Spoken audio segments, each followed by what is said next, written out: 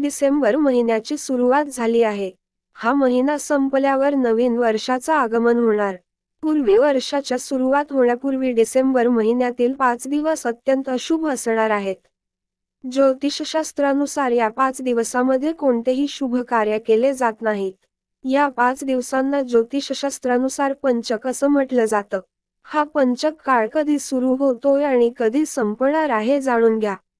शनिवारी 7 डिसेंबर 2024 ला पहाटे 5.7 पासून मृत्यू पंचक सुरू होणार आहे. मृत्यू पंचक हे 11 डिसेंबर 2024 सकाळी 11:48 वाजता संपणार आहे. ज्योतिषशास्त्रानुसार जे पंचक शनिवारपासून सुरू होतं त्याला मृत्यू पंचक असं म्हटलं जातं.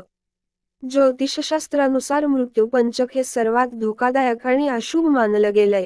या पंचकांमध्ये चुकूनही काही गोष्टी करू नयेत, अन्यथा तुम्हाला मृत्यूसारख्या वेदना होतात. ज्योतिषशास्त्रानुसार असं म्हटलं जातं की मृत्यू पंचकादरम्यान वाईट शक्तींचा प्रभाव जास्त असतो. त्यामुळे मानवाला मानसिक, शारीरिक आणि आर्थिक त्रास होतो. मृत्यू पंचकादरम्यान कोणतेही जोखमीचे काम करू नये.